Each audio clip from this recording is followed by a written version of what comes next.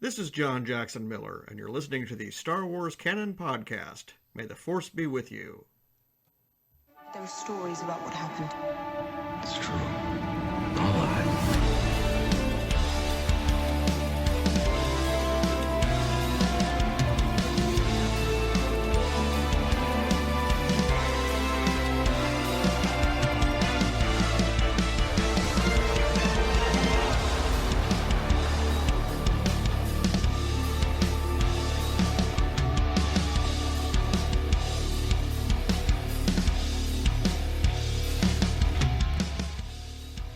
Hello, everybody, and welcome to this episode of the Star Wars Canon Podcast. I'm your host, Brian Miller, and I'm so glad you've decided to join us to talk about our favorite thing in the world yet again, Star Wars. Joining me from across the pond yet again is the one and only Mr. Usef Waly. How's it going, brother?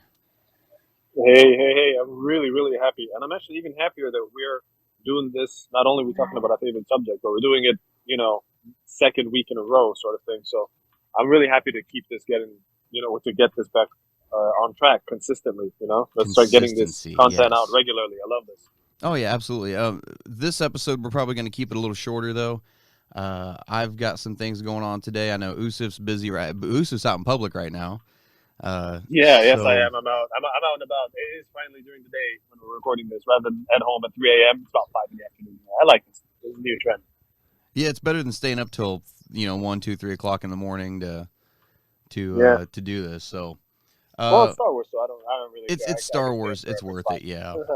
No, my father-in-law were talking last week about the shows, the Book of Boba Fett coming out and stuff, and I think I've come to the conclusion that on Tuesday nights I'm just going to start staying up late and taking care of everything for the new shows. Yeah.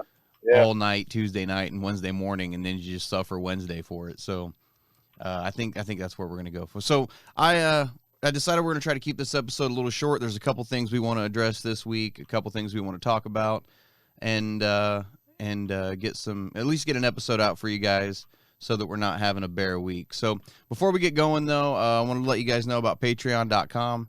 We've got some Patreon content on there now, full reactions to the first 2 episodes of Book of Boba Fett. I'm working on editing the remainder episodes now to get them out, but those can be found on patreon.com/1138productions. Also wanted to say, make sure you guys check out the Marvel Cast podcast. Stephen Hall and JG Kars are doing an awesome job over there, breaking down Marvel news every week, and they're seriously kicking ass over there. So they're really comprehensive. Yeah, they're really getting like a full comprehensive view of everything. It's really cool, breaking down everything. And speaking of the Marvel Cast podcast, those guys are going to be on next week's episode. We are planning on doing a massive episode next week. We're going to be talking about the entire series of Book of Boba Fett, since we'll have the whole thing then. We're going to be sitting down and talking about our predictions on whether or not we're going to be getting the Obi-Wan trailer at the Super Bowl next Sunday.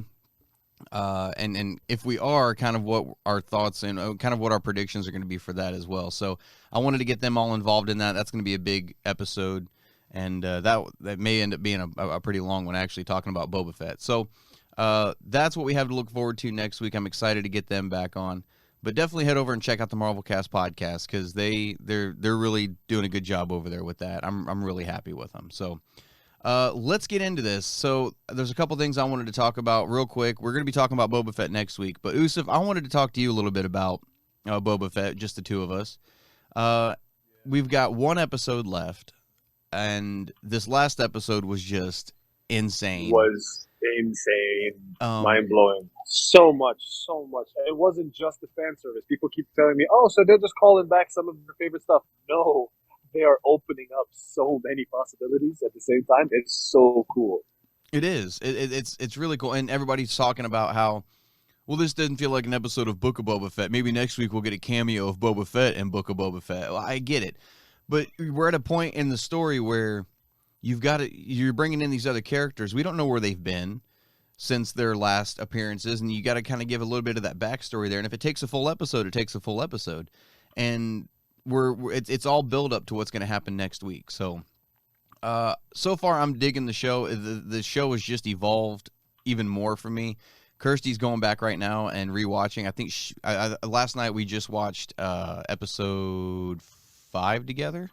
Yeah, we watched the Mandalorian season 2.5, and we just watched that last night. She was too tired to get caught up last night, so at some point tonight we'll probably end up, because I'm enjoying watching. This is the first Star Wars series that I've sat down and rewatched like 3 times already, and we're not even and the season isn't even yet. over. Yeah, the season isn't even over, exactly, and you're already rewatching it, and that makes sense because correct me if I'm wrong, because I feel this way. It's different when you're watching it episode by episode than if you're watching it in full, like one after the other. If you're binging it, you feel differently about the story, not only because of like all the flashbacks that they do for Boba Fett to give you that sort of sense of continuity. You gotta sort of watch them in a row, but also because when you actually then get the sort of 2 episodes back to back for following. Spoiler alert, guys! Are we gonna be full on spoiler free here, or what are we gonna do? Look, we're on Saturday now. The show came out 3 days ago. Anybody that's going to care about spoilers is going to have seen the show by now. That's my opinion. So yeah, go for it. So these 2 Mando episodes back to back, when you watch them together, it's amazing. Not only is it following after that, because I know Boba Fett, we're still sort of building up Book of Boba Fett, right? This is what we talked about last week. Is that you still haven't seen the whole show yet. You still haven't seen everything the Book of Boba Fett has to offer. But now it's clear that it's supplementing a huge part of what is to come. So it's got Mando in there. Obviously it's got Fennec, and then Cad Bane comes in here. So if you just watch those 2 all together, and then you finish all this, oh my goodness! And then the big star himself that we've all loved. He's such a cool villain. We're going to be talking about this obviously in a few episodes or something. Talking about some ideas and talking about, how awesome these kinds of characters are and the effects that they had. Yeah, Cad Bane's rocking right now. It's fantastic. I'm buzzing because I saw him. It changes everything. It does. It does, actually. I don't think it's simply, they just brought in another character. No, it does change stuff. It takes it to a new level. Yeah, exactly. It elevates ups the stakes. Because it ups stakes, it ups excitement. Yeah. It's so cool. The character himself carries a lot of weight with him. Yeah. Oh, Cad Bane is a force to be reckoned with. He is. There's a reason everybody was losing their minds seeing him pop up for the first time in live action, and to see him make that transition from animated to live action. I lost my mind. I'm completely ecstatic. I'm over the moon about it. And if you're going to tell a story, there's only one other story that I think they could have told by now that would make sense for him to pop up, but I'm happy with him popping up in here. The one story, and I think everybody who listens to the podcast knows this, there's one story in canon in particular that I want, and I've never gotten it. I think they've passed the window to tell the story, and it's when Han and Leia are on Hoth, and they're arguing back and forth, and he's getting ready to leave, and he says, the bounty hunter we ran into on Ord Mantell changed my mind. Who was the bounty hunter? Yeah. We never saw that story in the comics. It just kind of bypassed that whole topic and went straight into Empire, and I want the bounty hunter to be Cad Bane. It just makes total, because when I first started saying that, I was like, well, I don't even know if Cad Bane's still alive at this point. Well, now we know he is. And I want to see that story. He's alive and kicking. Yeah. Oh yeah, more than just kicking. He's still being Billy Badass walking around. And he's got to be in like his 70s by now. Is it out of the realm of possibilities to see that story in Bad Batch? I think Bad Batch happened. No, because Bad Batch happens immediately after Episode 3. And not even down the line, not even like. Well, it depends on how far it wants to go. Because if it ends up bypassing A New Hope and going all the way up to Empire, then it's a possibility. But because you're still talking about the Filoniverse, basically, what I call the Filoniverse. Yeah. You're still talking about that same core group of characters. Anybody that was in Clone Wars is free game for live action now. So I don't know why I'm even surprised Cad Bane popped up. I love Cad Bane. I loved everything about Cad Bane. The voice, the attitude, the moves, the feel, the whole music, Western feel of that fight. Yeah. Oh goodness me! But what everybody else seems to really get upset by, and I didn't truly mind, was the graphics on the face. So firstly, the skin tone, it didn't bother me not one bit. The skin tone a little bit, and like the face, they wanted it to be a little bit longer, a little bit bonier cheekbones, something like that. And somebody did an edit and it went viral, or perhaps not viral, but like it spread through Star Wars fandoms, and everybody was like, "Yeah, this is the one we should have gotten." But the thing is that it didn't bother me not one bit, because he looks cool, and there's a reason why they're doing it this way. I love the costume caretakers of the show. They're fantastic because they care about authenticity. But more importantly, Jon Favreau brought in practicality. Don't be afraid of using real models, guys. Don't be afraid of using this. Be practical when you use it, so long as we'll be able to pull this out and shoot whatever we want in the future. Sure, we're not completely done with writing the show yet, so we're not entirely sure what the character will be able to do. But I know that this character has to be, fighter, flexible, perhaps a little bit acrobatic at times, perhaps this and that. So I want the body to look like it's real. Perhaps there's going to be perhaps he might take off his jacket at one point if his arm gets injured or something. He wants that flexibility, and he does have a vision to say, yeah, I want my character to do so and so because I want him to be able to do this. So the costume has to be on point. You know what I mean? I totally agree with you. I like the tangibility of it. One of the biggest things in Star Wars that I love is what you brought up was the practicality of it, the practical effects. It makes it feel more real. It's more tangible. It doesn't, because remember the biggest gripe with the prequels when they came out was, well, everything's just CG, And, exactly. But honestly, Episode 1 had more practical effects in it than anybody realizes. Episode 2 that was basically when Lucas was like, "Oh no, we'll just do it all in post," Exactly. And so, because even when Anakin and Padme are sitting at the table together talking about aggressive negotiations, that entire set was green screen. Even the table in front of them, the food, everything was green screen, and it's like, why? Why couldn't you put it? That little funny thing that got turned into a GIF about Obi-Wan in the thing on the when he was in the shuttle. He was driving it, and it was when Anakin upped in out of the sky, so it landed into his thing, or jumped out of it. Excuse me, sorry. Yeah. To try to catch the assassin. Yeah, there's that little funny gif of him dancing sort of thing behind it's all blue. It's all blue. All blue. Yeah. I specifically tell this story because if nobody's actually caring that much to see green screen and blue screen, no, it's a huge difference because when you then look at the models, that's what I loved about Star Wars episodes 1, 2, and 3 was the ships, right? So they are real. They built them up and they were real scales. But in the old ones, obviously it wasn't. It was just a tiny, tiny ship somewhere, and then the camera zooms in real bad.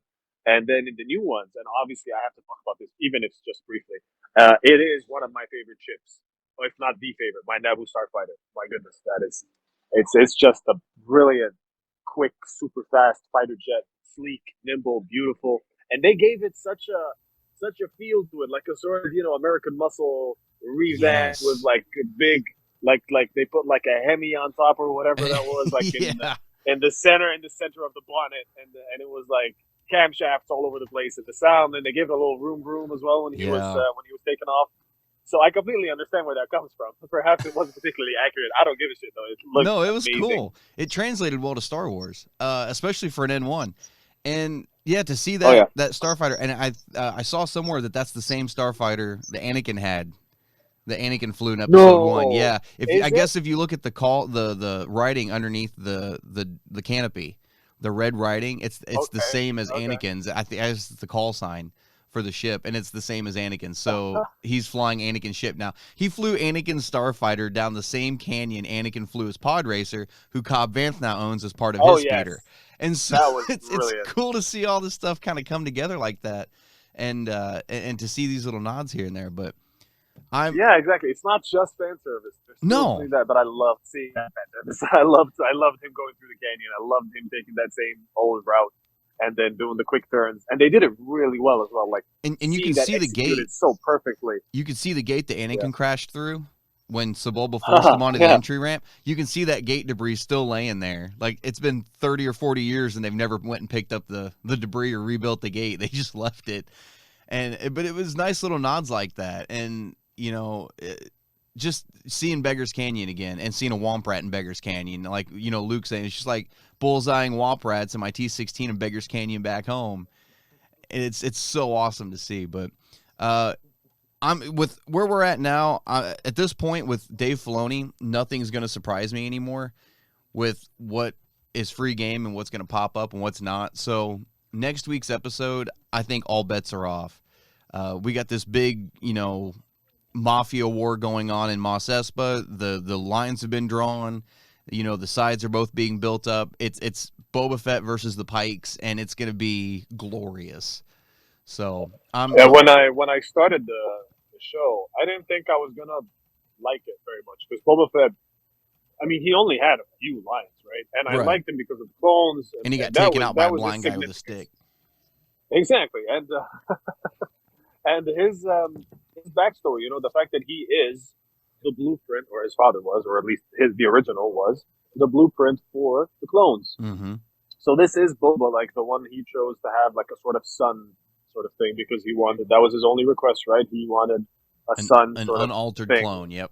An unaltered clone with no growth boosters or anything like that, but or no growth accelerators. Sorry, Right. but I figured also, this guy just wants to be a sort of mafia crime lord, right? So why is this going to be interesting? It's just because it's going to be Star Warsy stuff, right? So it's going to give me some more material, some more Star Wars material, some good sort of action feeling stuff that we've been craving for, and it doesn't have to be too big. It doesn't have to be a new episode 7. It doesn't have to be a new episode 8. It doesn't have to be anything, right? But because of what we're seeing, I'm really excited the way they set this up. That's how they do it, even if it was a little bit cyberpunky. Oh, yeah. The thing is that, the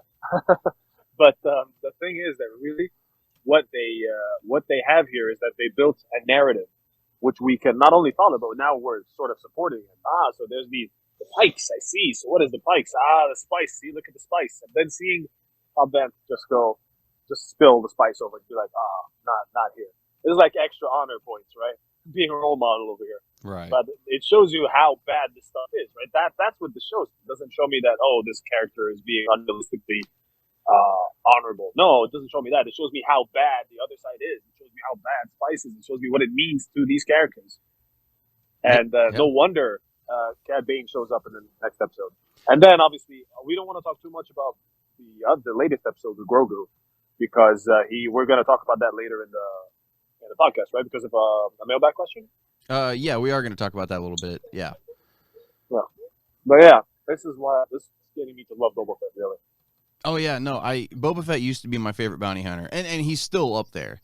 Don't get me wrong, but like you said, he had 5 lines. He got taken out by a blind guy with a stick for the second time in canon, because the first time he actually went up against Luke Skywalker and Ben Kenobi's old hut, and he flashbanged Luke, so Luke was blind, and Luke still took him out with his lightsaber. And so like he's been taken out by 2 blind guys with sticks already, and I wanted to see him, kind of redeemed. And Cad Bane's my favorite bounty hunter. Ever since that big blue bastard popped up in Clone Wars, I have absolutely adored Cad Bane. Even having a droid named Toto, that's just awesome. I live in Kansas, so it's awesome. He was seeing one of the him best pop up things with about Clone Wars for me. Yeah. Yeah, and so with him popping up, it's great for me. But Cad Bane is still my favorite bounty hunter, and I'm hoping that he lives up to that in the next episode, because it's going to be, like I said, an all-on fight. So I'm hoping he lives up to it. I want to see them rocket those ankle rocket boosters. I want to see him flying around, him and Boba fighting. I want to see this. So, Book of Boba Fett. So far, we got 1 episode left. Cannot wait. And like I said, all bets are off. Nothing's going to surprise me anymore. And because of the people that are popping up in this show now, I wanted to throw this in real quick before we move on. We know the Ahsoka series is coming. We know Ahsoka's getting her own series. And Kathleen Kennedy said that all of these shows are going to eventually morph into one massive crossover as a finale. All these shows are going to come together, one big finale event. And we know Ahsoka is trying to track down Grand Admiral Thrawn at this point from Mando. I'm convinced more than ever at this point that that's going to be the big baddie that everybody has to come together to fight. The New Republic's going to come together. Mando, Luke's going to bring, hopefully some of the Jedi. These bounty hunters are going to all come together. Fett's going to be there. He's going to be a massive threat to everybody, and we're going to get Thrawn. So I'm convinced now more than ever that Filoni's just like, yeah, we're going to put him in there. We've put everybody else in, so why not? So, Book of Boba Fett. We have 1 episode left, and I guess next week we'll figure out how it ends, and we'll talk about it then. Let's move on. We had some news this week. Obi-Wan Kenobi is getting a 5-issue comic run in May. I guess, and I'm hopefully lining up with the Obi-Wan Kenobi series dropping on Disney+. This 5-issue run is going to be him leading up in the weeks before A New Hope, so we're getting old Obi-Wan. I'm excited to see this run, and if anything, this comic just concretes in that we're getting Obi-Wan Kenobi in May. What do you think? I'm hoping to see it as a prequelish, as you just said, to sort of lead me into the show, into hopefully the show which will be confirmed to air on May 4th. I love everything about Obi-Wan. He's my favorite Star Wars character, period. He's at the tippity top. He wears that crown for me.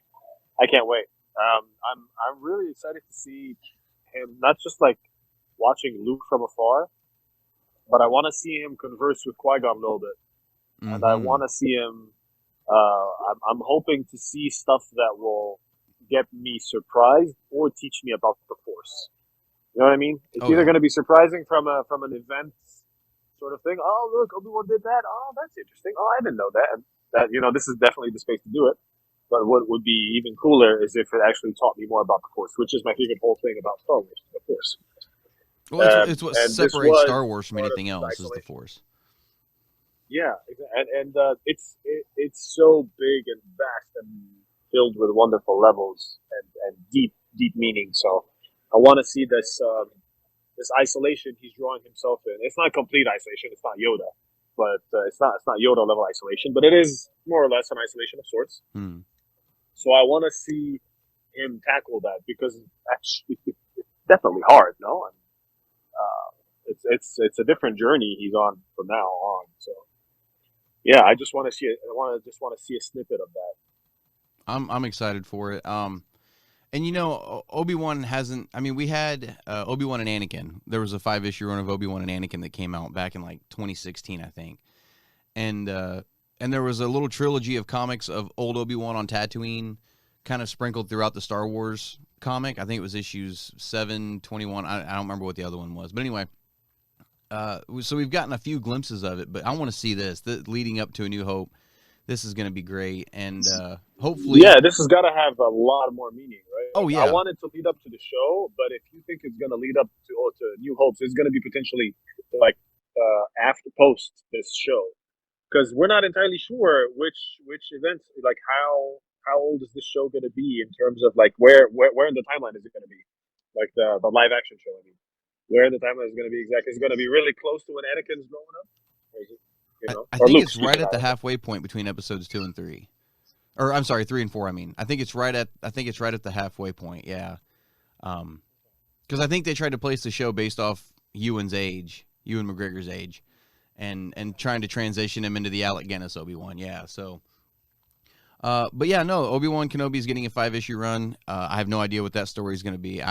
Bring it on. I'm ready to add another full collection in my long box. So bring it on. That kind of does it for news. And last week we had a mailbag question. I don't remember the writer's name. I apologize. But somebody sent in a mailbag question last week asking about the novels that were coming out this year. And I missed one. There's another one that I didn't add to that list, and I wanted to add that to that list. So Padawan by Kirsten White is releasing on July 26th this year, and that's also going to be an Obi-Wan story, a young Obi-Wan with Qui-Gon story. So we've got Brotherhood, which is Obi-Wan and Anakin, coming out in May, and then in July we've got Padawan coming out. So there's a lot of Obi-Wan stuff right around spring and summer this year, so I'm convinced that Obi-Wan series is coming. Where's Padawan going to be in terms of Master and Apprentice? I think it's before, or no, I think it's got to be after. I think it's got to be after, because Obi-Wan was with Qui-Gon for 2 years in Master and Apprentice. I think he'd been with him for 2 years. So Padawan, hang on, I can find out though. Let me look real quick. We'll figure it out right meow. I love Master and Apprentice. Like, my review on that book is just that it is it's a must read for anyone craving for more material, like for more prequel material specifically, or backstories. You get to see a lot of the Force. You get to see a lot of the processes for Jedi training. See a lot of the inner workings for the mind of Qui-Gon, which is many people's favorite character because he's such an old sage, and Obi-Wan in himself as well, growing up as a young'un, just sort of really getting to be himself and getting to try to learn to be a Jedi, and the pressure that's involved, because he really cares about pressure. He really cares about handling stuff and being the great one. And you get to see other like little tidbits. So he disassembles it, then reassembles his lightsaber and shows everyone the kyber crystal, or everyone who was around him at the time as a young, and he's just looking at it and putting it back together again. It's such a cool little piece of a Star Wars novel, and it's a little bit boring at first, but it picks up. And as you said in your review of Master and Apprentice, that was what made me really make sure I wanted to buy the book rather than just have an audiobook. Mm-hmm. Yeah, it picks up and just runs, and I couldn't put it down. It was brilliant. And I went back a few times just to read parts of it because it was so fun. Like after the novel was done, that's how good it was. It was really nice. And, for the first half of that book, if you don't love the characters, you're going to love the book because it's not necessarily the best. You don't understand storytelling rhythm or pace that it's going at. But yeah, that's just my little review of that book while we're waiting for you. Yeah, I found it. So Padawan happens before Master and Apprentice. Okay. Because this is, according to this, Obi-Wan is Qui-Gon's new apprentice. It happens between 42 BBY and 40 BBY, and Master and Apprentice happens between 40 BBY and 32 BBY. So it's like immediately before. So that kind of puts where that's going. So. I'm excited for that novel. Anything Obi-Wan. We're getting so much Obi-Wan stuff this year. I remember when we were getting a bunch of Han Solo stuff when the Solo film came out, and I finally got fatigued of it a little bit. I don't think that's going to happen with Obi-Wan. So bring on the Obi-Wan stuff, and we'll see what happens with the series. I keep coming back to the series though because I think it's the most anticipated thing this year. I think. So it's most anticipated thing for a while now. If you like, I to be honest, I anticipated more than Ahsoka. If I'm completely honest, I'm with you. Totally with you. I completely agree. I think. Well, for now, I think right now, yes, bring on the Obi-Wan stuff. I want it, and I think once we get past Obi-Wan, because I mean, think about it. 6 months from now, we'll be like, well, crap, we just saw the entire Obi-Wan series, and then it's going to be, well, what's next? Let's move on. Let's get excited for Ahsoka. So, I'm excited for it. Hey, before we move on to mailbag questions, Usef, I was going to ask you a question. What are you reading right now? Okay, so right now I have decided to start reading Leia. Ooh. And I'm pleasantly surprised. Really, really pleasantly surprised. I've got so here's the books on my shelf, right? Because obviously not everything is available to me living over here. And that's why I am officially going to do. I resisted for a really long time buying like a VPN. I'm going to have to in order to get an Audible account set up so I can get all the Star Wars books I want on audiobook, even if I can't buy them hard copies. And it's hard to travel, obviously, because of COVID and get like international mail and stuff. Everything is either super expensive because of shipping costs these days. Anyway, so here's what I've got on my shelf at the moment. Star Wars from a certain point of view for A New Hope. Empire Strikes Back as well. I've got Rogue One. I've got Catalyst, a Rogue One novel. I've got Aftermath. Both of them. I've got Bloodline and Leia. Got what else have I got? Yeah, so I decided to jump into Leia. Oh, I got Most Wanted. I've read it already. I just finished Most Wanted. It wasn't it was fun. It was entertaining in certain parts of it, but it wasn't extremely like attention grabbing most of the time. It was just fun, like, oh yeah, that's fun. Oh yeah, that's fun. But if I missed a little bit, I had to wait, hang on. I missed 3 minutes. I just sort of dozed off a little bit or whatever. But so yeah, I wanna finish up my Leia books. I want to brush up on all of my Leia. After that, I really want to finish a certain point of view because I'm really behind on this stuff. I know, but I love getting into Star Wars books as much as I can. The past books which I have read, I think I talked about it in a previous episode. Tarkin, until now, is my favorite. It still beats Lost Stars. Oh, I love. I love Tarkin. Tarkin is just brilliant, absolutely brilliant. The ending too. Oh, you cold-blooded man. Oh, yes. You brilliant guy. Like, it's just brilliant. Darth Vader there is also making a presence. He's not just a side character. He's like they make a point of showing you the relationship between these two. And Tarkin isn't suspicious of what he does. He sort of knows it without saying it out loud, but he's on his own vendetta. Oh, he knows damn good and well more who important Vader is. Yeah. Exactly. Yeah, exactly. he knows Because damn good and well. The Emperor does not explain, because that is what the Emperor does. He does not sit down and talk to his subordinates. He says, this is how it's going to be. I want you to do so and so. You either give me what I want, or you find the tactics to be brutal enough to get it done, even if it's a nuclear freaking process. Mm-hmm. Or you just out the way. And he doesn't sit down and be like, oh, so at the next staff meeting, I'm going to introduce so and so. There's no way he's going to do any of that. So, but yeah, so that's Tarkin for me.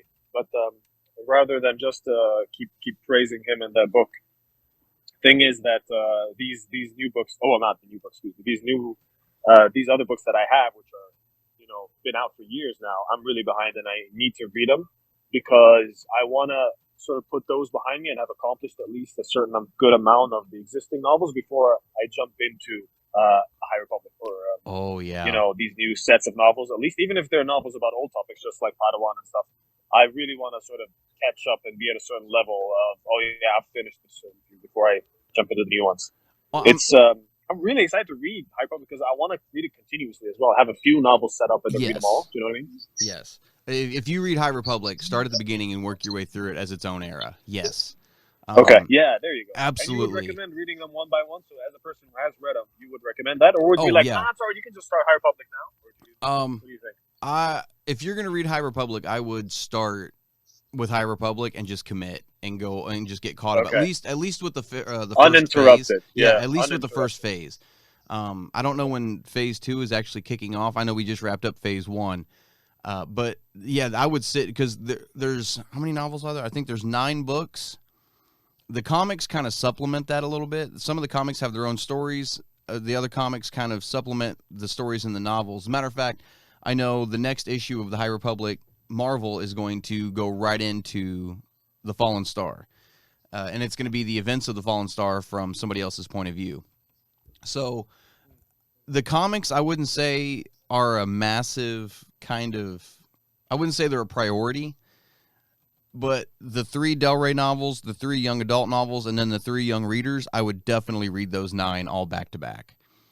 Because there's 3 different trilogies there. So the way they came out was there was a Del Rey novel, and then a young adult novel, then a young reader.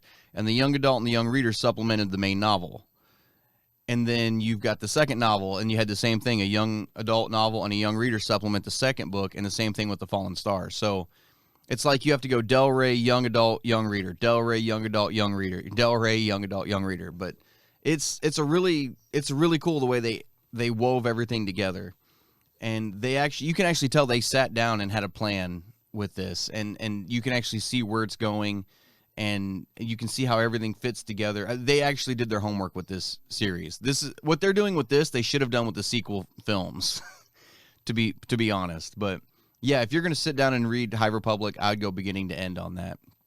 Absolutely. And I was going to say earlier, I'm jealous of you right now because you get to read these novels for the first time. I can't do that again. You see, when you say that, it hypes it up. But then again, like when you said it to me, it was always because the novel was really, really good. Yeah. So if it's that good that you say that, because honestly, if any of these books, which I'm planning to read, are on my shelf, you're like, no, you can put that one aside and read this one instead. I want you to say that. You know what I mean? Like I would rather you say you want the good. You need to get caught up. Yeah, because especially I'm in a bit of a precarious position where I'm supposed to be on a podcast. I'm supposed to be knowledgeable, and yet I'm not. So I'm still trying to catch up. Here's my mentality, though. If I tell you to read everything that's good, then when you get to the stuff that's no longer good, you're going to start dragging through these novels, And my mentality is you kind of got to sprinkle the bad in with the good. That way you can get through them, and then you've got something to look forward to once that one's over. That's the way I was with Heir to the Jedi. When the first time I read Heir to the Jedi, it took me 3 months to read that book. I hated it. And I knew Lords of the Sith I already had Lords of the Sith on my shelf, but I was telling myself I'm not going to read that until I finish Heir to the Jedi. And there were times where I was like, I don't want to finish this book. I don't want to do this. So finally I had to sit down and power through it. And I finally did. And then I got Lords of the Sith and then Dark Disciple and then Aftermath and Lost Stars. So once in a while you got to sprinkle them bad in with the good. But don't get me wrong, there's not too many novels that are really bad. There's not many. There's a handful, but there's not a lot.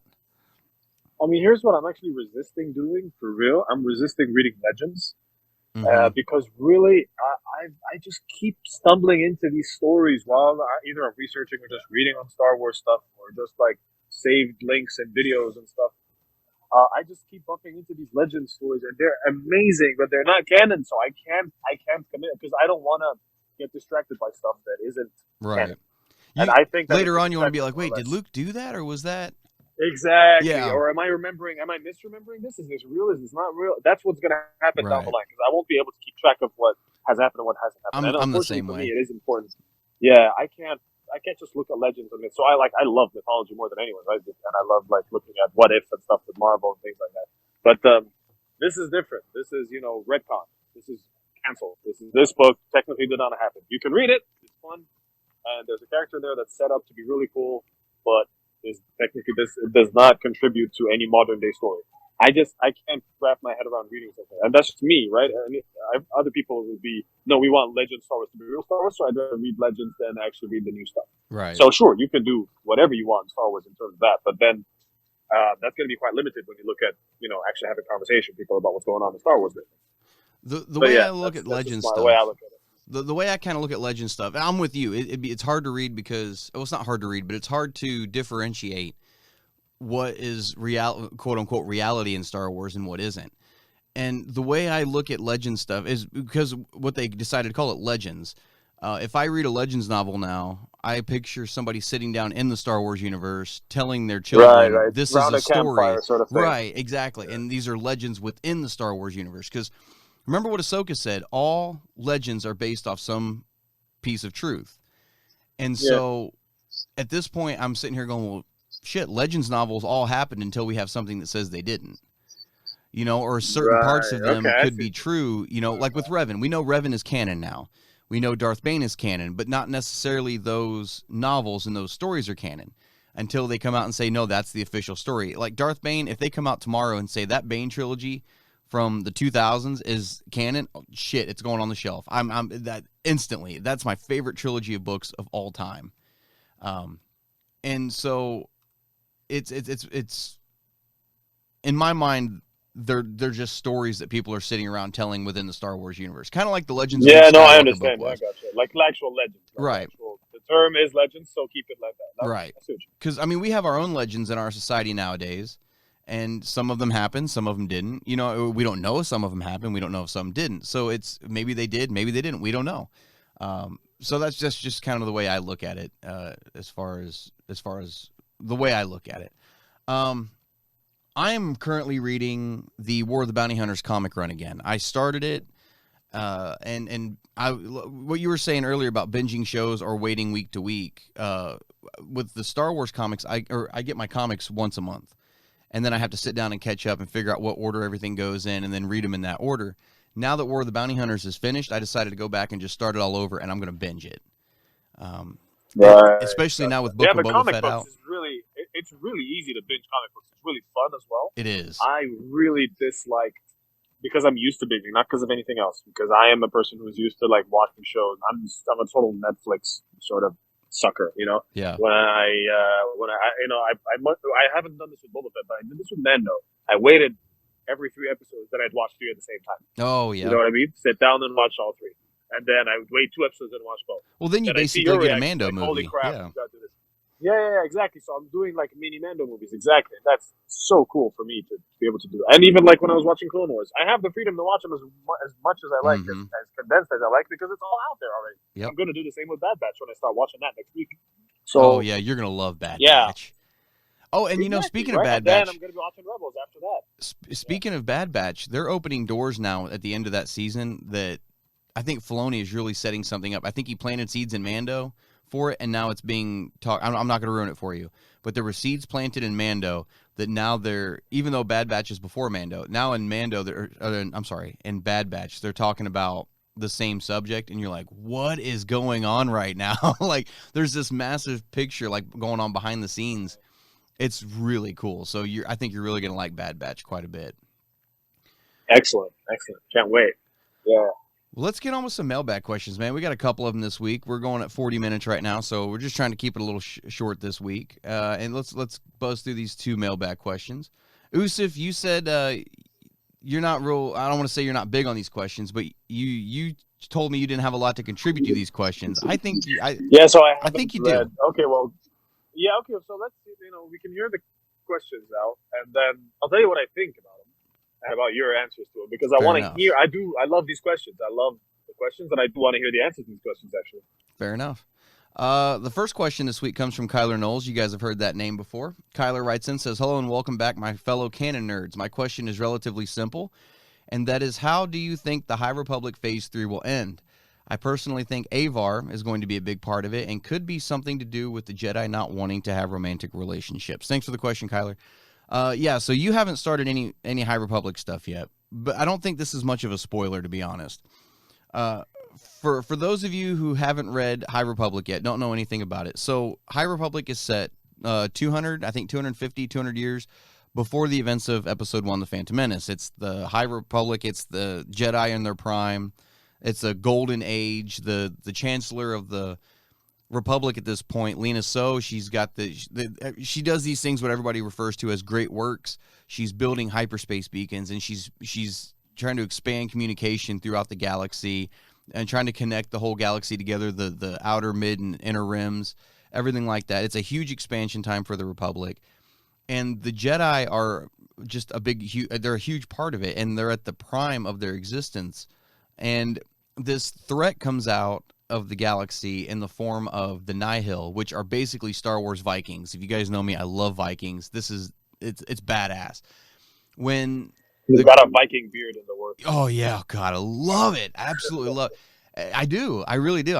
I had a beat in it a couple weeks ago, and you didn't get to see that. But no, I remember when the writers sat down. In a few years' time, I'll see you shaved after your head, like tattoos on them. I need to bulk up some too. Yeah.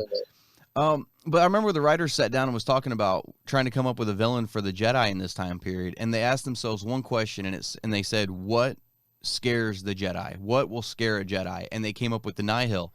And the Nihil are so cool, and the way the organization works, and the levels. You've got the Tempest Runners, the Storms, and all these different ranks, I guess you could say. The Eye, who's in charge of everything, and it's a lot of fun to sit down and read this. So we just finished Phase 1, and it ended with a horrible, horrible event, and it was heartbreaking. I'm not going to say who, but some of these characters that we've grown to know and love throughout this first phase over the last year of these novels, not everybody makes it out alive.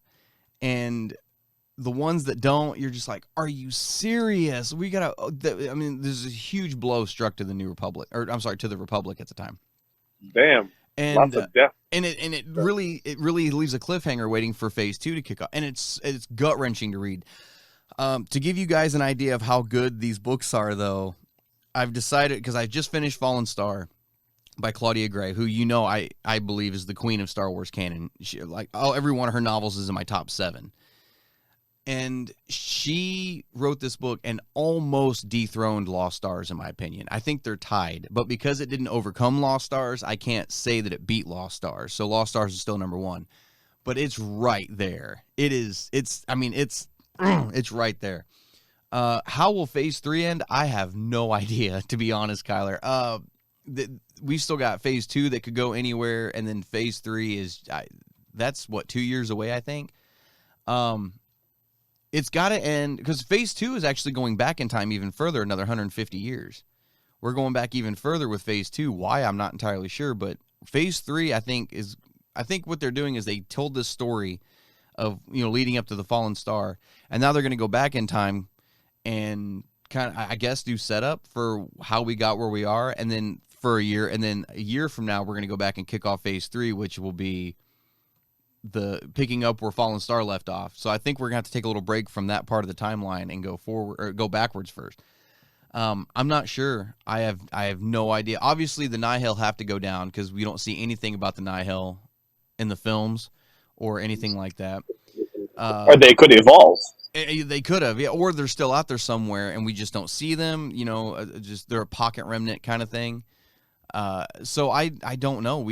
There's some mentions of Nihil in the comics with Dr. Aphra, which makes sense with her being an archaeologist and finding some of their tech and everything like that, but they're not a threat to the galaxy the way they are now during the High Republic. So the Jedi are going to have to win, but I think don't get attached to any Jedi. I think everybody you know and love in High Republic is free game. I think they're all on the chopping block for the end of this. My favorite Jedi is already gone. I'm not going to say how or who, but it saddens me. And it was a brute. I mean, it was just a brute. The brutality, that's the word. The brutality in this trilogy is ridiculous. My favorite Jedi, the way he went out was just heartbreaking. But I think it's going to end with them taking down the Nihil. But I think it's going to be at great cost. And as far as Avar being a part of it, I'm not entirely sure Avar's going to make it out of it. She seems to be, I don't want to say the mascot, but the face of the Jedi for the most part. She's the Marshal of Starlight Beacon. Oh, I'm sorry, was the Marshal of Starlight Beacon. And she's kind of the one leading the charge against the Drengir, and which the Drengir, I haven't even talked about them. They're like these sentient plants that just eat everything. They eat meat. That's terrifying. But I don't think she's going to make it out. I think she's going to end up sacrificing herself to end this whole thing. And it's going to be this big day of mourning for the High Republic. And right toward the end of the High Republic's when we go right into the film. So I don't think she's going to make it out of alive. And then as far as Avar going to be a big part of it and could be something to do with the Jedi not wanting to have romantic relationships. There is a Jedi, Elzar Mann. I think I'm pronouncing his name right. Elzar Mann, maybe. He and Avar have kind of got a little bit of a history together around that subject, and he's dealing with it, and he's kind of in a dark place because of it, and I think that's going to have a lot to do later on down the road. I think, yeah, Kyler, I think you're right. I think it is going to have a lot to do with it moving down the road. So, Usef, what you said you're getting ready to read High Republic. What are you kind of expecting out of High Republic? I am really excited to get new characters, which you have quite. Both you and JG have very openly and confidently said, like, you are all going to love these characters. You're going to bond with them. You're going to see what's so cool about them. And the storytelling itself is really, as you just said, like, it's expert storytellers here.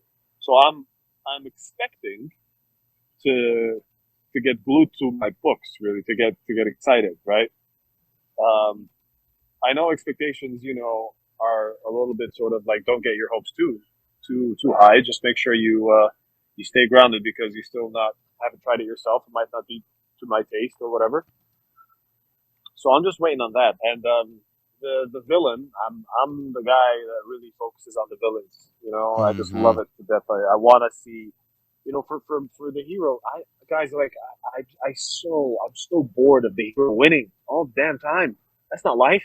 That doesn't happen. Oh yeah. And some villains don't see that they're villains. They just have their own agenda. So who's to say that you're not the villain in someone else's story, right? Right. I know that's a bit cliche to say, but it's true. It's how I feel.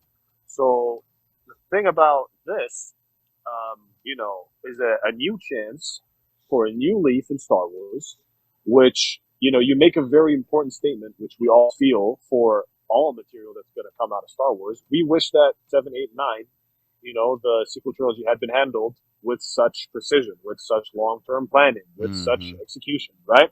So, at least in the writing. So, the thing is that, if we're going to get something that's this cool and this continuous as well, that this consistent, I want to have a hero which truly overcomes something that's hard, that's difficult. And that was beautiful what you just said. What scares a Jedi? Well, this is what'll do it. So that's really cool. That's what I'm really hoping for. And, I just want to see that most. For Phase 3 and Avar, Chris, and all these characters, which I can't wait to see. I hope that, I get to see, I'm a Wookiee myself. I just am. It's my spirit animal. You're going to love Buryaga. There's a Wookiee Jedi, you. Buryaga. You're going to love him. He's just a big teddy bear. I'm serious. You're going to love him. I'm hoping nothing happens to him. You just said that I know, and it scares me. But, one of the things about getting attached to these characters is knowing that they're all possibly going to be on the chopping block, especially after the Fallen Star. And that's cool. And By you're the way, like, that is cool. I'm not. oh. This does not disappoint me. Yeah. Yeah. This excites me even more. By the way. And even if you get attached to the characters, if they are on a chopping block, not only does it build the suspense of the book, but the way you react when some of these characters may or may not die is a testament to how attached you were to them and how well they were written and everything. So, I mean, 2 books in and I lost my favorite Jedi of all time. And I was 2 books in and I was already like, are you serious? Like, no. So it was gut wrenching, but it's a testament to how well that character was written. Okay. Yeah. I completely understand that. I agree with you. And I don't think you're going to get the emotion out of some of these dark books without that attachment to some of these characters. The gravitas of the gravity of some of these books is going to be lost on people who don't get attached to these characters, because then it's just, okay, whatever, they're dead. So yeah, no, go ahead and get attached to all the characters you want, Usef. I hope you get your heart ripped out and stomped on by the High Republic. I really do. Fair enough. Yeah, so I hope that answers your question, Kyler. Thanks for sending it in. And we got one more question this week we're going to do. Hal McKenzie has sent in a question.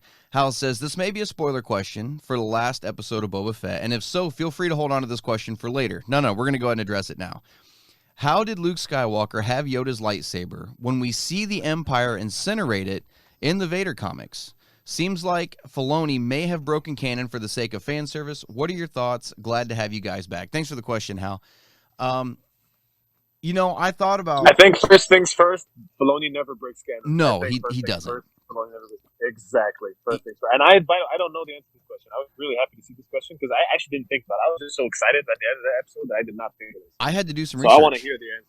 I had to do some research because, I don't collect reference books. I probably need to, but I don't collect reference books. To go back and get them all now would be hundreds of dollars trying to get all of these reference books because there's one for every film, one for every series, or one for every season of every series. So I don't try to make it a point, which I need to because there's a lot of little nuggets in there that are canon that it'd be nice to know, and this is a great example. So I had to do some research. And apparently, let me see what year it was. Let me go down here real quick. There was a reference novel in 2016 called Star Wars: The Complete Locations. And there was a page in there for Yoda's hut on Dagobah. And there was a little snippet in there that said that Yoda kept his lightsaber in a certain spot, in a certain little storage area. But we know from Revenge of the Sith that he lost his saber fighting Sidious, and then in the Darth Vader comic from 2017, we see them incinerating Yoda's lightsaber as a propaganda stunt, basically. I mean, Masameda it was Yoda's lightsaber he held up, and he said, the Jedi are gone, no longer oppressors, and chucked it into the incinerator. So the only, and both writers, the writer of the book and the writer of the comic have both come out and said both of those are canon. There's no error there. So the only thing I can come out with is Yoda built a new lightsaber while on Dagobah, and it happened to look exactly like his old one, which isn't unheard of because Obi-Wan lost his saber in episode 1, and in episode 2 he'd built another one identical to his first one. So that's the only thing I can come up with, is that he didn't break canon, he just had another lightsaber. So the one you see Luke holding isn't the one that cross blades with Sidious, it's just one that he built to have on Dagobah. Because I think even in, from a certain point of view novels, I think there was even mention of Yoda having his lightsaber stowed away, if I'm not mistaken. I don't think it's out of the realm of possibility that he just built another one. So I don't see it as a spoiler. I see it as a nice little nod to fan service. And it's one of those things that, yeah, people who don't keep up on everything else is going to go, oh, no, he broke canon. Well, did he? Did he really? Because, you got to read everything to know what's going on, because I didn't know either. I mean, like I said, I had to go back and do some research on this. But I like that. I like that there already was a reference to this before. It wasn't like, oh, well, that's okay. We can just say that Yoda created a new lightsaber or built a new one. Right. So no, he was actually, it was in something written before. So, yeah. And I've been seeing a lot of people too talking about with the way Luke is acting in Mando and in Book of Boba Fett, how there's this theory that this is an alternate universe or an alternate future, and Dave Filoni is doing the sequel era right and all this. I think and I've said this before, but I'm gonna reiterate it. I think everything that we're seeing now helps solidify and concrete in what happened in the sequels with Luke Skywalker. And it's that kind of thing where, the higher you fly, the further you have to fall. And yeah, Luke is really kicking ass now. He's building his academy. He's trying to find students. He's doing a great job training Grogu. And he's the Luke Skywalker everybody wanted to see. The hallway scene, please. That's the Luke Skywalker everybody wanted to see. And then you see him in Last Jedi, and he's this broken hermit who's gone into exile. And that's not my Luke Skywalker. Well, actually it is, because the higher you let him fly now, during this Mando and Book of Boba Fett series, the harder the crash, the harder the crash is going to be. Yeah, so take him as high as you want. You send. It's like the story of Icarus with the wax wings. The higher he flew, the wings melted. The further he had to fall, and got close. I think it's a great metaphor. To the sun, that homeboy. Yeah. Yep. The closer. And the thing is, right, that we did a debate not too long ago, a sort of trial of Luke Skywalker, and I was opposed. So I was what was the word? What's the word? I was the prosecution, I suppose. Yeah. And you guys were on the defense, but I still stand by what I said then, and this is genuinely the Skywalker I wanted to see, the Luke I wanted to see. Yeah. And the thing is, right, I do not think that he's setting up for another sequel trilogy. No. Well, what we have is what we got. There's many reasons why another sequel trilogy won't work. We won't have Han or Leia in a few years' time. Because it's just how it is, right? I mean, we already lost, Leia. But the thing is that, may she rest in peace. May she rest in peace. Obviously. But the thing is that he is not just solidifying it; he's giving us more stuff to build, so that the sequel trilogy makes sense, or is, or any gaps that he can fix. And I know, of course, it's a whole thing that he has to fix. But the thing isn't about fixing it, really. He's going to be supplementing a universe. It's different to fixing. His approach is so cool. His approach is supplementing a universe, not fixing something that's bad. And this sort of reverse psychology here is really cool. I love it. Look what he did with the prequels. You remember the prequels used to be universally hated for the most part. And then Clone Wars came along, and it's not like he changed anything in the prequels. He just made it better by fixing moments and adding to it. Supplements and added. Yeah, and that's what he's doing now with this time period. He's not retconning anything. He's not erasing anything. He's not rewriting anything. He's taking what's already there and adding to it, fleshing it out, and making it make sense. Yeah, I mean, I get you shouldn't have to read 6 or 7 books. Give it more weight or less weight. If he wants to distract you from it and say this doesn't carry as much weight as you think it is, you think it does, then that's cool. He does that. Or he'll give something so much more weight, something that's shocking will actually be like, oh no, that is incredibly shocking. Because, well, no, it's not that shocking. This character had it in him. It's happened before. He's not such a... He is a broken... Of course he's a broken guy. Of course he doesn't want a trainer because so-and-so happened. Because he built his academy from scratch. He did this and that and then his student. He felt like he betrayed him. Felt like whatever. That sort of thing.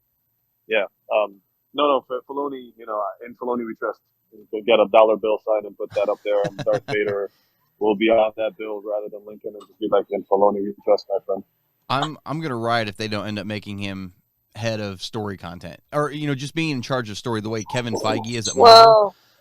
Not necessarily be in charge of the films, but just be in charge of story content.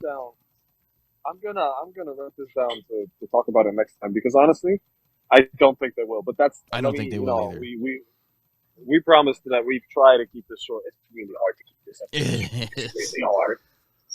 It's really hard. Yeah. But anyway, I completely agree with you. His creative mindset and his storytelling, he is such an asset. It's not just because he's Star Wars, it's because he is such a brilliant mind in the first place. Yeah. You know what I mean? He gets Star Wars on a level I don't even think George Lucas gets Star Wars on. He trained under Lucas for 7 years? And I mean, he is such a forward thinker. Yeah. In depth. Whereas Lucas is more of a world builder, right? Yeah. Yep. Yeah, Lucas is very macro. Filoni's he's not very micro. Filoni can totally do macro as well. Look at what he did with Clone Wars. He took macros, but he was like building macros in there on his own. But fantastic. Absolutely brilliant.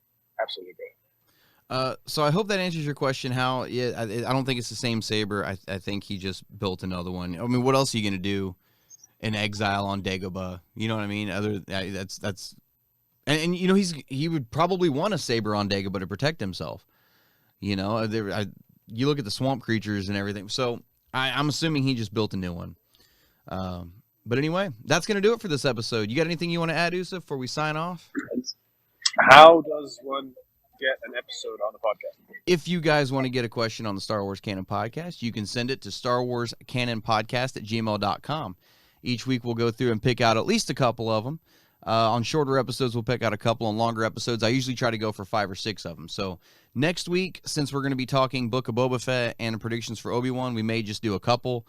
But go ahead and send them in. We'll see if we can go through and pick out a couple and get them on the podcast. Also, we're going to start doing the live shows on Facebook again, the live Q&As. I don't think we're going to start it this weekend. I think we're going to start it next weekend on Sunday nights.